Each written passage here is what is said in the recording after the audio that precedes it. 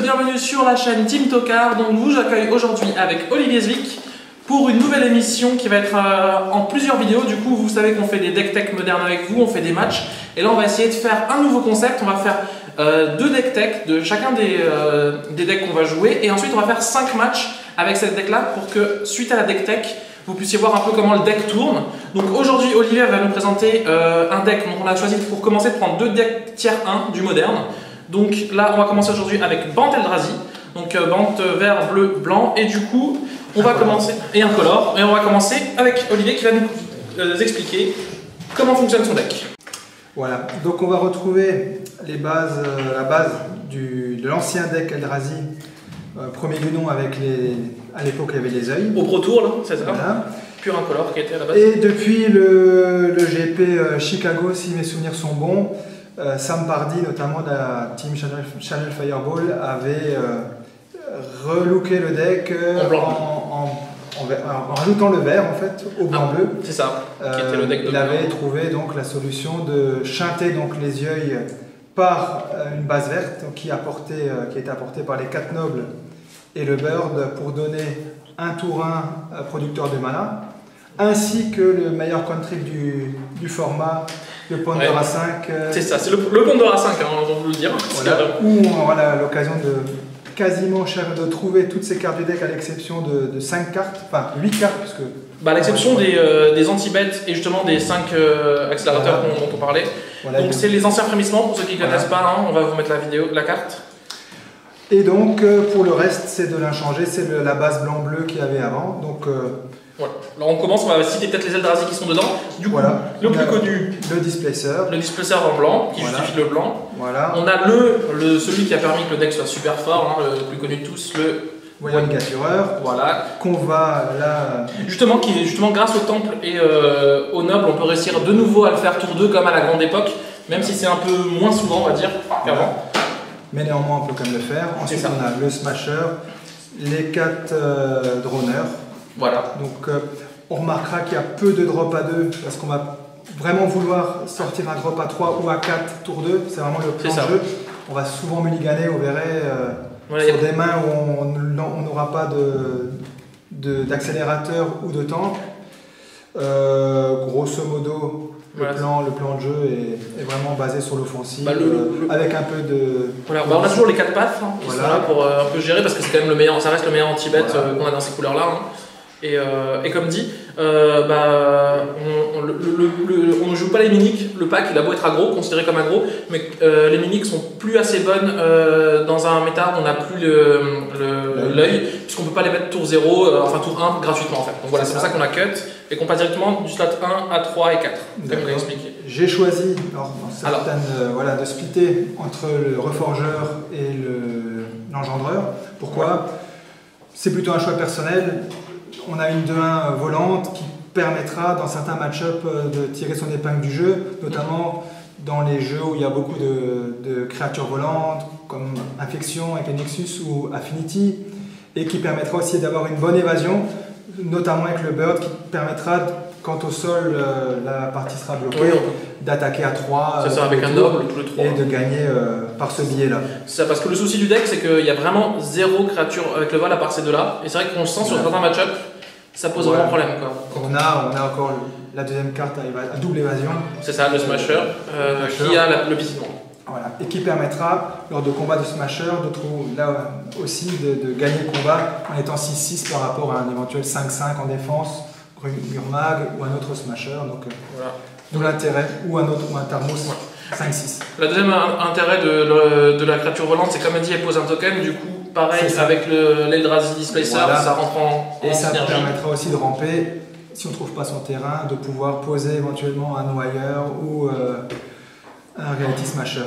C'est ça. Grosso modo. On va passer juste aux 3 dernières cartes qui sont les cartes qui, on va dire, flottantes du pack, qui vont en fonction des différents builds vont changer. Toi tu as fait ce choix là, tu vas nous l'expliquer. Alors du coup, on retrouve dans beaucoup de listes 2 Morgosaur. Moi je choisis d'en descendre à 1 pour pouvoir rentrer les 2 autres.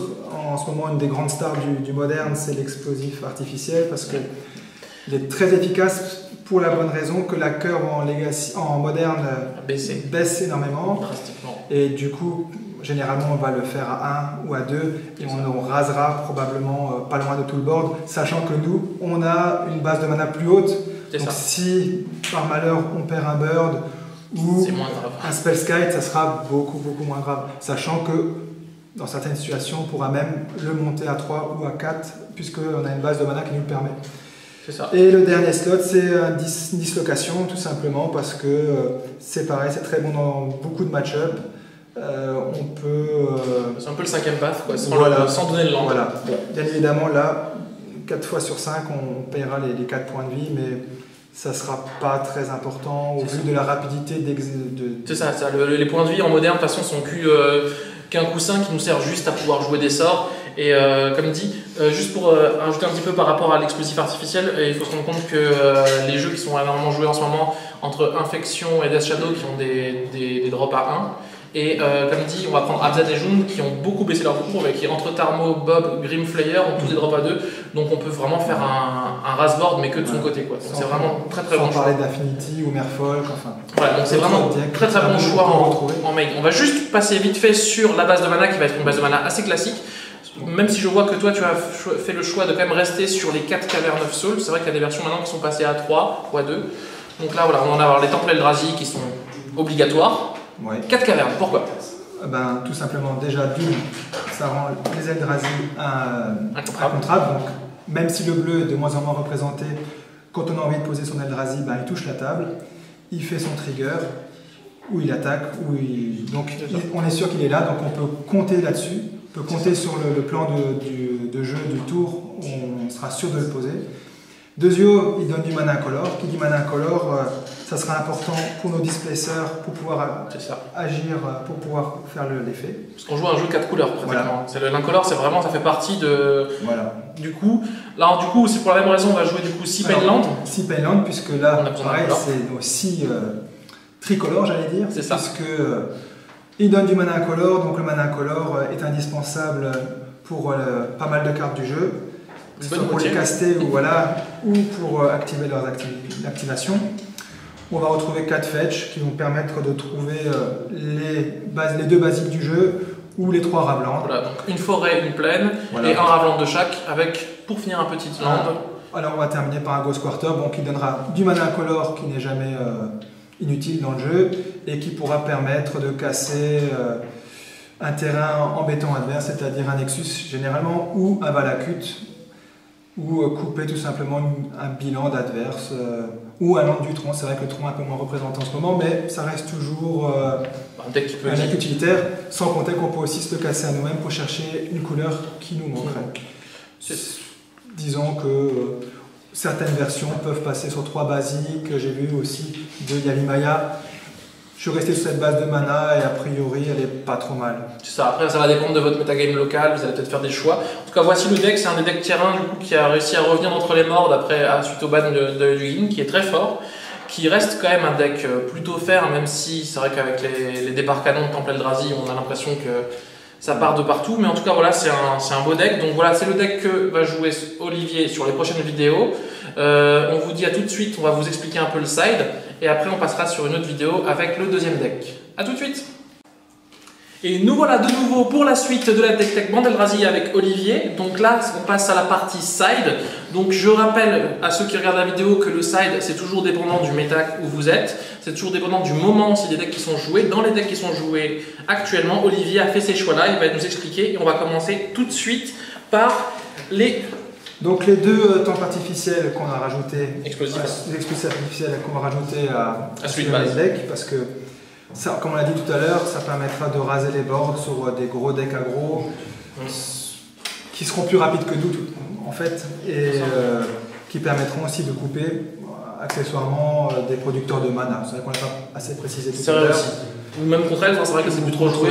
Mais ça trouve vraiment beaucoup, ça rentre vraiment assez fréquemment, c'est pour ça qu'on a commencé pareil. Surtout en ce moment, parce que le méta est très agressif en ce moment. Et le seul problème que tu as, c'est les decks qui sont peut-être plus rapides que toi. Parce que c'est vrai que tu es rapide, mais il y a des decks un peu plus rapides.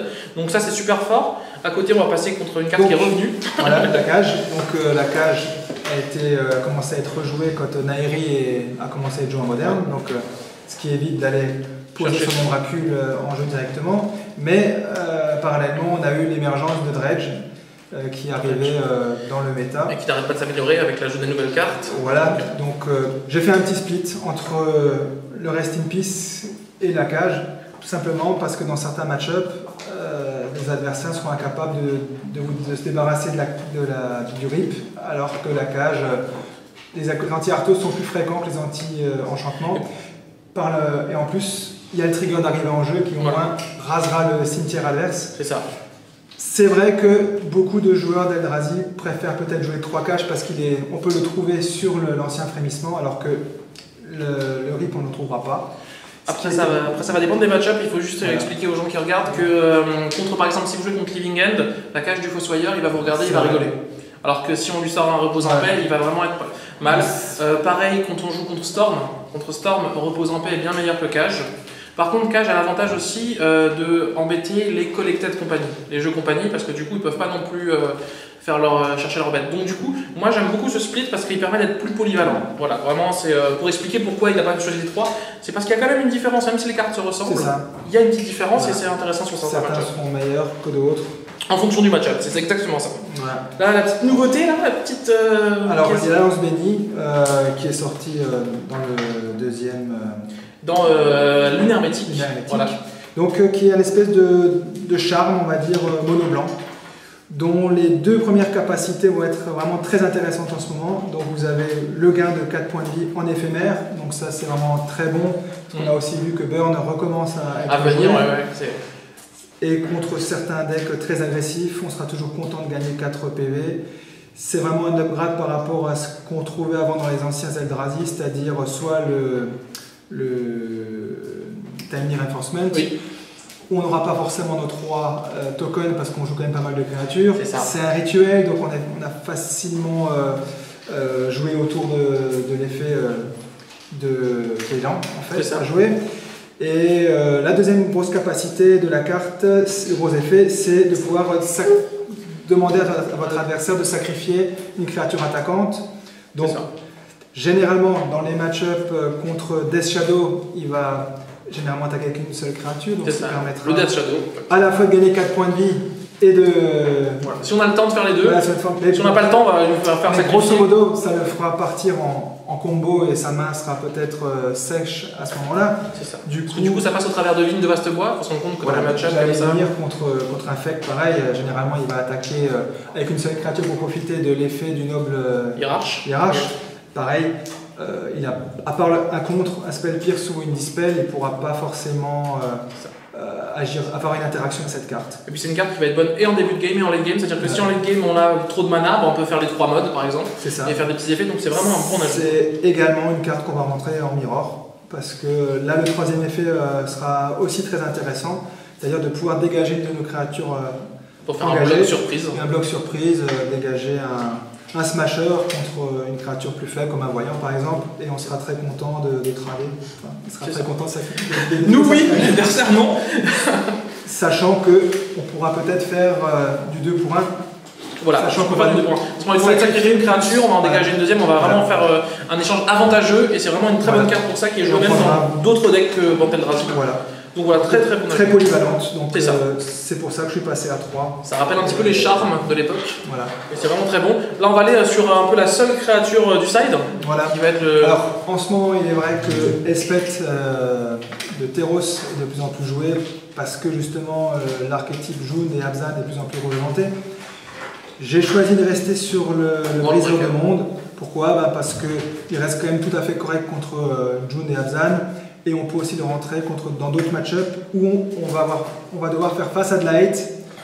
Hate qui est représentée par la carte à côté, Adoration. Première chose à dire, c'est que cette carte touche la table.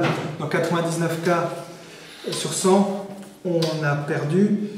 Je vous invite à regarder une ancienne vidéo où on est capable de gagner avec la carte posée en jeu. Oui. Bon, normalement, c'est quand même censé nous faire gagner contre les match-ups qui sont à base de créatures, puisque sont, par exemple, beaucoup de mal. On va prendre le match-up Merfolk. Merfolk, on lui pose Adoration, il va avoir beaucoup de mal à réussir à passer autour. C'est un exemple comme d'autres, mais... Voilà, un exemple. De la free win. L'autre intérêt du Wall Breaker, c'est de casser une Blue Moon. Blue Moon qui est encore beaucoup représentée dans le format. Vous aurez remarqué qu'il n'y a pas beaucoup de cartes qui sont capables de battre Blue Moon dans le paquet, surtout quand elle est en jeu, à part peut-être explosif. Sur un coup de chance. Si on a les deux basiques. Avec le briseur, si on le voit venir, on pourra chercher son terrain vert et pouvoir en late game, si on a encore envie, pouvoir casser la moon et pouvoir repartir avec ses landes. C'est aussi très fort contre Tron, si c'est joué. Bon, c'est un peu lent. C'est un peu lent contre Tron, mais merci Isaac qui vient de... On pourra la rentrer quand même, voilà. Sachant que le deck... Voilà. On va continuer un petit peu, pour pas faire trop de temps. Donc, les Stony Silence x2. Donc, on les présente plus. Affinity, Tron, voilà. Alors, Lanterne Contrôle. Voilà.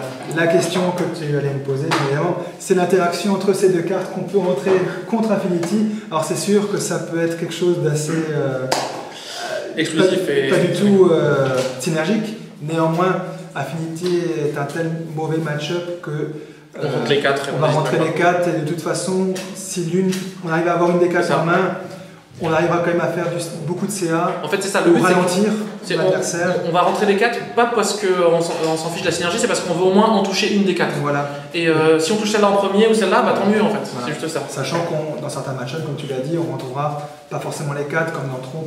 Alors on rentrera juste l'Estonie. Ou comme Lanterne, Lanterne aussi, on risque peut-être de rentrer l'autre. Voilà grosso modo ce qu'on pourrait dire sur Stony Silence. Et on va terminer par 3 contre, pas plus parce que le match-up contre les decks bleus sont relativement bons. Avec 4 on rappelle qu'il y a 4 cavernes de base. Ça sera essentiellement à rentrer contre des jeux très contrôle lourd qui existent encore un peu. On va les rentrer contre UVR ou contre Grixis éventuellement. Ou contre peut-être Valakut éventuellement aussi. La version un peu plus. Voilà. C'est ça. Parce qu'il faut se rendre compte que du coup, grâce à toutes les créatures du deck sont quasiment à 4 de force, en tout cas les plus intéressantes, il y en a 12 qui sont à 4 de force ou plus. Du coup, Déni Obstiné x2, on le trigger facilement. Et Negate qu'on ne présente plus. Et puis c'est la chance de pouvoir jouer dans un deck aggro des contres. Voilà. Chose qui est quand même assez... Malgré tout, depuis quelques semaines, certains pros commencent à critiquer la carte. Et on a pu voir l'émergence aussi de Unified Force. Force unifiée, voilà, Unified Will. Voilà. C'est volonté unifiée. Qui permet de contrer... qui était joué dans Poisson avant, qui permet de contrer si on a plus de créatures que l'adversaire. Je préfère rester sur du cheap et... J'ai toujours été satisfait des dénis. Et la Negate qui est un peu un catch-all. Super. Qui permettra de... Super. Merci Olivier. On va juste finir par 30 secondes de... si tu peux nous citer deux bons match-up et 2 mauvais match-up.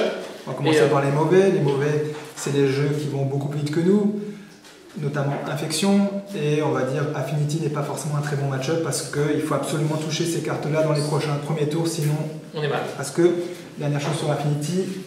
On n'a pas beaucoup de créatures qui volent, donc Affinity passe au-dessus. Donc quand lui nous fera 9 points de dégâts, on ne pourra pas en faire autant, on ne pourra pas faire la course, sachant qu'il y a encore la créature avec le lien de vie, le Screech. Donc, exactement. Et du coup, les bons match-ups sur lesquels tu te sens plutôt à l'aise? Les bons match-up, ça sera tous les mid-range. Généralement, Abzan, June, ça reste quand même du bon match-up, équilibré. Et tous les contrôles lourds, généralement, on va beaucoup plus vite qu'eux. Les comptes sont inutiles.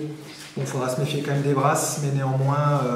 on fait assez de CA, on va assez vite pour pouvoir passer l'initiative. Et merci beaucoup Olivier, merci à vous de nous avoir suivis. Je te souhaite bonne chance pour ces 5 matchs qui vont venir. Dites-nous si vous aimez ce nouveau format, voilà, on le teste et du coup on va le mettre en ligne les vidéos petit à petit. Et à très bientôt, comme d'habitude. Bye bye.